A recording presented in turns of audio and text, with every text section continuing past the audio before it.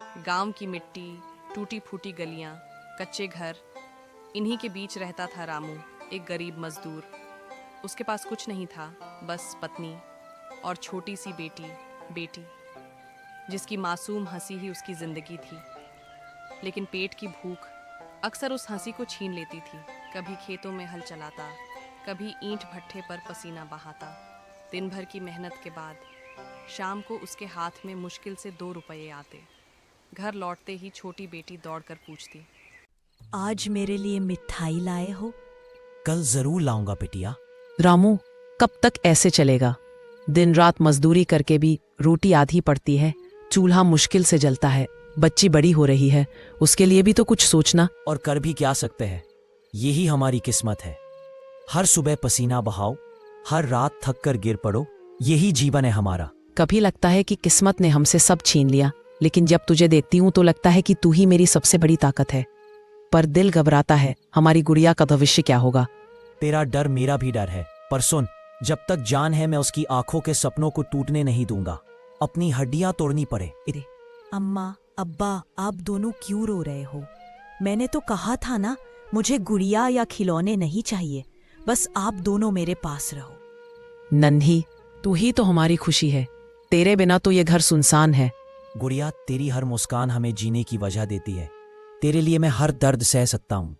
गला अब्बा, जब मैं बड़ी हो जाऊंगी ना, तो डॉक्टर बनूंगी, तो आप दोनों को काम नहीं करना पड़ेगा, मैं ही आपकी देखभाल करूंगी। देखा रामू, हमारी बच्ची कितने बड़े सपने देखती है, गरीबी उसके हौसले को नहीं रोक सकी। यही तो हमारी उम्मीद है। बेटा, तेरे सपने पूरे होंगे, चाहे मुझे अपना खून भी पसीना बनाकर बहाना पड़े। अम्मा, अगर हम गरीब हैं तो क्या हुआ, मेरे पास तो आप दोनों है ना, यही सबसे बड़ी दौलत है। हमें झुका सकती है, तोड़ नहीं सकती। जब तक हम साथ हैं, कोई ताकत हमें हरा नहीं सकती।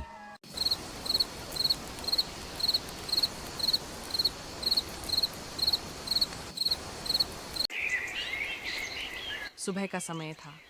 घर के अंदर रामू की पत्नी चूल्हे के पास बैठी थी। चूल्हा ठंडा पड़ा था, जलाने के लिए लकड़ी ही नहीं बची थी।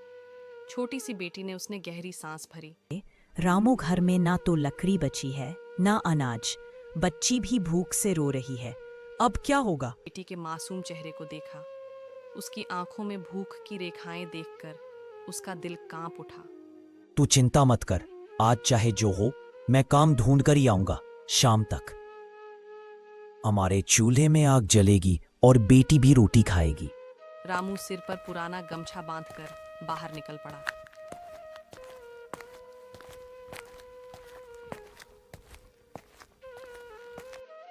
गांव की संकरी गलियों से होकर रामू जमींदार हरिदास के घर पहुंचता है। दरवाजे पर खड़ा होकर वह धीरे से खटखटाता है। अंदर से आवाज आती है, यार आओ रामू, अंदर आओ।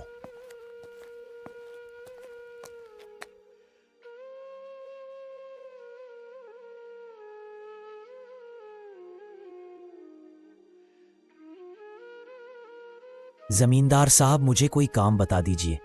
घर में खाने को कुछ नहीं है, पत्नी और बच्ची भूख से परेशान है। रामू, तुम मेहनती हो लेकिन परेशान क्यों हो? आलस्य कभी मत करना, मेहनत करने वाला कभी भूखा नहीं रहता। बताओ तुम किस काम में ताकत रखते हो? साहब, मैं खेतों में काम कर लूंगा, लकड़ियां काट लूंगा, जो भी कहेंगे। बस इतना है कि आज मेरी पत्नी और बच्ची के पेट में अन्न का एक दाना भी नहीं गया। सर्दियां आने वाली है, मुझे घर के लिए लकड़ियों की जरूरत है। अगर तुम जंगल से लकड़ी काट कर लाओगे तो तुम्हें मेहनताना भी मिलेगा और लकड़ियों का कुछ हिस्सा तुम घर भी ले जा सकोगे। इससे तुम्हारा परिवार भी गर्मी और रोटी दोनों पाएगा। सचमुच साहब, अगर ऐसा है तो मैं अभी से लग जाऊंगा। आपके भरोसे ने मेरा हौसला बढ़ा दिया। याद रखना रामू, मेहनत की कमाई सबसे मीठी होती है। कभी दूसरों से भीख मत मांगना। ईमान और मेहनत इंसान को हमेशा सम्मान दिलाते हैं। धन्यवाद जमींदार साहब, आज आपने न सिर्फ मेरे परिवार की भूख मिटाई, बल्कि मुझे यह भी सिखाया कि कठिनाइयों में भी हिम्मत नहीं छोड़नी चाहिए। रामू सिर झुकाकर प्रणाम करता है और काम पर जाने की तैयारी करने लगता है। जमींदार संतोष से उसे जाते हुए देखते हैं।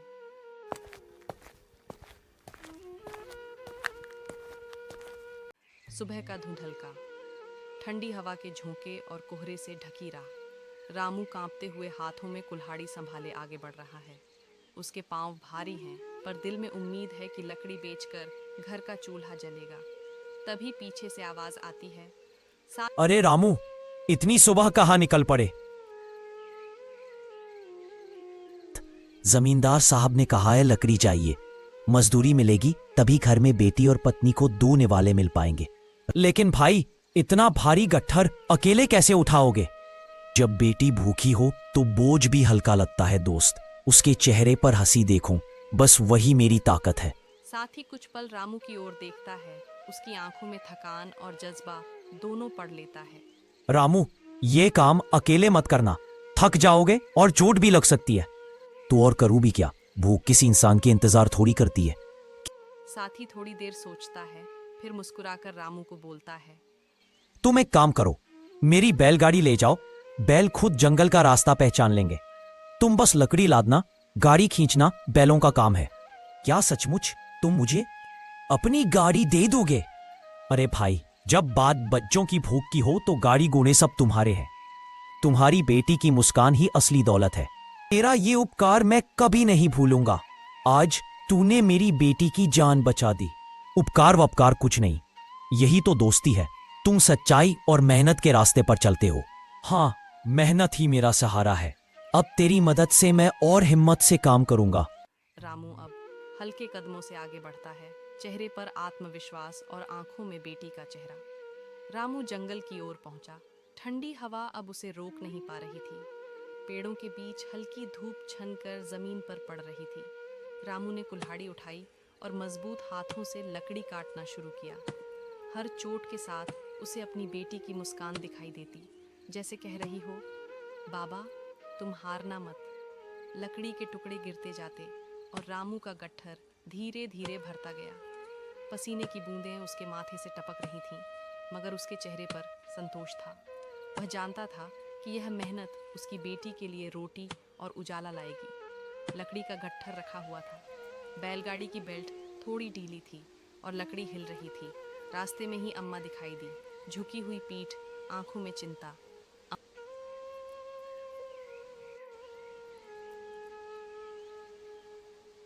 बेटा, मेरे घर चूल्हा ठंडा पड़ा है। अगर इस गाड़ी से थोड़ा लकड़ी दे दो तो रात कट जाएगी। उसने लकड़ी के कुछ मोटे से टुकड़े बैलगाड़ी से निकालकर अम्मा को दे दिए। रामू, अम्मा लीजिए, अब आपका चूल्हा चल जाएगा। अम्मा, भगवान तुझे खुश रखे बेटा, तेरे घर में कभी कमी ना आए। के सामने से रास्ता पकड़ा। बैलगाड़ी में बाकी लकड़ी सुरक्षित थी और उसका मन हल्का हो गया। उसने सोचा कि मेहनत का असली मतलब सिर्फ खुद के लिए नहीं, दूसरों की ज़रूरतों को पूरा करना भी है।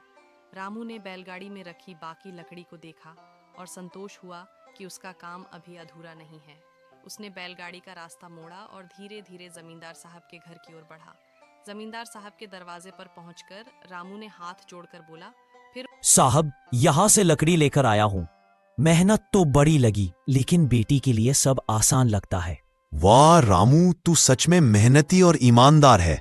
ये लकड़ी और मेहनत दोनों ही गांव के लिए बहुत काम आएंगे। ने रामू को अपने नौकर के हवाले करते हुए मजदूरी और थोड़ा अतिरिक्त पैसे दिए।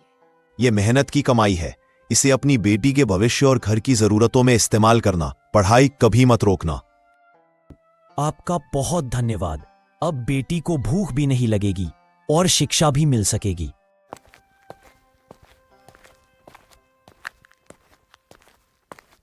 दिल में गर्व और चेहरे पर मुस्कान लिए रामू ने बैलगाड़ी के साथ घर की ओर कदम बढ़ाए।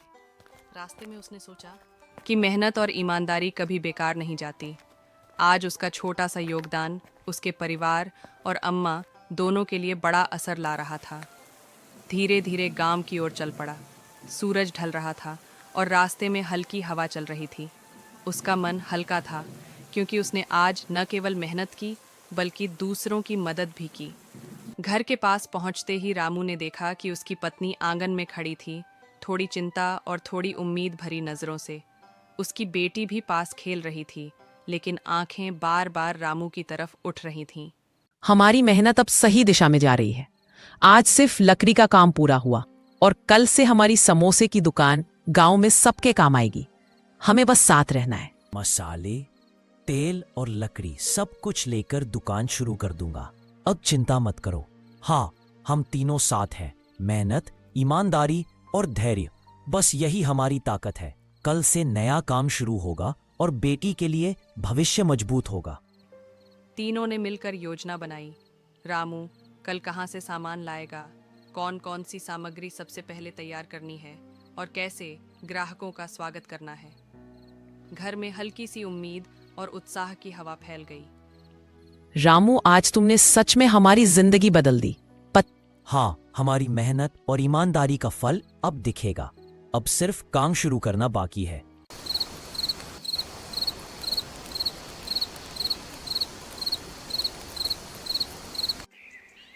अगली सुबह रामू जल्दी उठ गया। उसने सोचा कि सबसे पहले बाजार से समोसे बनाने का सारा सामान, आटा, तेल, मसाले और कुछ छोटे बर्तन ले आना है। पास में उसकी साइकिल खड़ी थी। रामू ने साइकिल पर सामान रखने के लिए टोकरी ठीक से बांध ली और तैयार हो गया।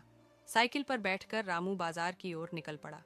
रास्ते में हल्की हवा चल रही थी और सूरज धीरे धीरे गांव पर सुनहरी रोशनी बिखेर रहा था। उसने अपने आप से कहा, आज से हमारी दुकान शुरू होगी। मेहनत का असली मजा तब आएगा जब लोग ताज़ा समोसे खाएंगे और खुश होंगे। बाजार पहुंचकर रामू ने सारा सामान खरीदा। साफ आटा, ताज़ा तेल, मसाले और छोटे छोटे बर्तन। दुकानदार ने मुस्कुराते हुए कहा।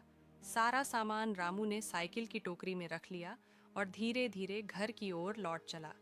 घर पहुंचते ही रामू ने साइकिल खड़ी की और पत्नी के पास जाकर बोला, देखो, सब सामान ले आया। अब हम पूरी तैयारी कर सकते हैं। कल सुबह से दुकान शुरू कर देंगे। तुमने हर काम ईमानदारी से किया। अब दुकान शुरू होगी और हमारी मेहनत सबके सामने दिखेगी। मैं और बेटी पूरी मदद करेंगे। ठीक है, कल सुबह से हमारी छोटी सी दुकान गांव के लोगों के लिए तैयार होगी। मेहनत, धैर्य और ईमानदारी से ही सफलता मिलती है। और पत्नी ने सारा सामान व्यवस्थित किया और अगली सुबह के लिए योजना बनाई। आंगन में हल्की रोशनी और घर में उत्साह का माहौल फैल गया। समोसे की दुकान के लिए तैयारी पूरी हो गई थी। सुबह सुबह ठंडी हवा चल रही थी। सर्दी की वजह से गांव की गलियां धुंध से ढकी हुई थीं। रामू ने जल्दी उठकर सारा सामान साइकिल पर रखा और दुकान लगाने निकल पड़ा। पत्नी और बेटी ने उसे जाते हुए हिम्मत दी। रामू, हिम्मत मत हारना। आज पहला दिन है, सब ठीक होगा। गांव के चौक पर जाकर उसने अपनी छोटी सी दुकान सजा ली। लकड़ी का चूल्हा जलाया, तेल गरम किया और समोसे तलने शुरू कर दिए। समोसे की खुशबू हवा में फैलने लगी, लेकिन पास ही एक पुराना जलेबी वाला था। उसने भी अपनी दुकान सजा रखी थी। उसकी कड़ाही में चाशनी में डूबी गर्मा-गर्म जलेबियां छन रही थीं। गांव के लोग ठंडी सुबह में गर्म मीठी जलेबी खाने के लिए उसकी दुकान पर भीड़ लगाए खड़े थे। रामू बार बार अपने समोसों को देखता, उन्हें पलटता और प्लेट में सजाता, इतनी मेहनत से बनाए हैं, कोई तो लेने आएगा। लेकिन आधा घंटा बीत गया, कोई नहीं आया। सब लोग उधर से गुजरकर जलेबी वाले की तरफ चले जाते। रामू मुस्कुराने की कोशिश करता, लेकिन अंदर से उसका दिल टूट रहा था। उसने सोचा, क्या मेरी दुकान ऐसे ही खाली रहेगी? क्या किसी को मेरे समोसे पसंद नहीं आएंगे? धीरे धीरे सूरज ऊपर आया, लेकिन ठंड अभी भी तेज थी। जलेबी वाले की दुकान पर भीड़ और बढ़ती गई, जबकि रामू की दुकान पर धुआं और तली हुई समोसों की खुशबू ही रह गई। ग्राहक कोई नहीं। शाम तक रामू ने मुश्किल से कुछ ही समोसे बेचे। थका हारा वह अपना ठेला समेटने लगा, पर उसके चेहरे पर हार की जगह सोच थी। शायद पहले दिन लोग समोसे खाने के लिए तैयार नहीं थे, लेकिन मेहनत, मैं हार नहीं मानूंगा। कल फिर कोशिश करूंगा। हवा में रामू साइकिल पर थका हारा घर की ओर लौट रहा था। टोकरी में बचे हुए समोसे अब ठंडे हो चुके थे। पूरे दिन की मेहनत के बाद उसकी आंखों में थोड़ी उदासी थी। गांव के बाहर वाले मोड़ पर उसे वही बुजुर्ग अम्मा मिली, जिनका चेहरा हमेशा दयालु लगता था। उन्होंने कांपते हाथ से रामू को रोका। बेटा, मेरे घर का चूल्हा आज भी ठंडा है, दिन भर कुछ नहीं खाया। अगर तेरे पास बचे हुए समोसे हों तो मुझे दे दे। अम्मा, ये ले लो। भले ही ठंडे हैं, लेकिन भूख मिट जाएगी। ने उसकी ओर बड़ी गहरी नजरों से देखा और मुस्कुराई।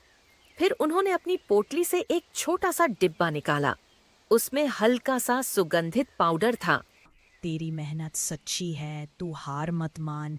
ये ले, इसमें कुछ जड़ी बूटियों का चूर्ण है, इसे समोसे के मसाले में हल्का सा मिला देना। कल देखना, तेरे समोसे के स्वाद की चर्चा पूरे गांव में होगी और सब खरीदने आएंगे। अम्मा ये क्या है? कहीं नुकसान तो नहीं करेगा? ये जंगल की जड़ी बूटियों का चूर्ण है, सेहत के लिए अच्छा है। लोग स्वाद और सुगंध से खिंचे चले आएंगे, पर याद रखना इसमें बस हल्का सा डालना है, क्योंकि असली ताकत तेरी मेहनत और ईमानदारी में ही है। रामू साइकिल पर बैठा और घर की ओर बढ़ गया। उसके थके कदमों में अब फिर से उम्मीद की चमक आ गई थी। उसे लगा कि कल का दिन शायद उसकी जिंदगी बदल देगा। रामू रात को घर पहुंचा। साइकिल खड़ी करके वह धीरे धीरे अंदर गया। पत्नी और बेटी इंतजार कर रही थीं। रामू, आज दुकान कैसी चली? समोसे बिके? पहला दिन अच्छा नहीं रहा। गांव वाले सब जलेबी वाले के पास चले गए। मेरे समोसे कोई खाने नहीं आया। कोई बात नहीं, पहला दिन था, मेहनत रंग जरूर लाएगी। आज रास्ते में बुजुर्ग अम्मा मिली। मैंने उन्हें समोसे दिए तो उन्होंने मुझे ये पाउडर दिया और कहा, इसे मसाले में थोड़ा सा मिला देना। कल देखना, समोसे की खुशबू और स्वाद पूरे गांव को खींच लाएगा। ये पाउडर कहीं नुकसान तो नहीं करेगा? नहीं अम्मा बोली, ये जड़ी बूटियों का चूर्ण है, सेहत के लिए भी अच्छा है। असली ताकत मेहनत और ईमानदारी में है। पाउडर तो बस मदद करेगा। ने मिलकर मसाले की तैयारी की। रामू ने पाउडर हल्का सा उसमें मिला दिया। खुशबू सचमुच अलग और ताजगी भरी थी। सबको विश्वास हुआ कि कल कुछ नया होगा।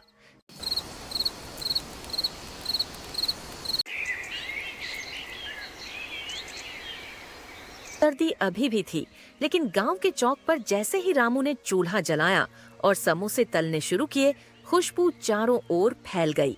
पास खड़े लोग एक दूसरे से बोले, अरे ये कैसी खुशबू है, बड़ी आलन सी है। रामू के समोसों से आ रही है, चलो एक चक्कर देखते हैं। जलेबी वाले की भीड़ से हटकर रामू की दुकान की ओर आने लगे।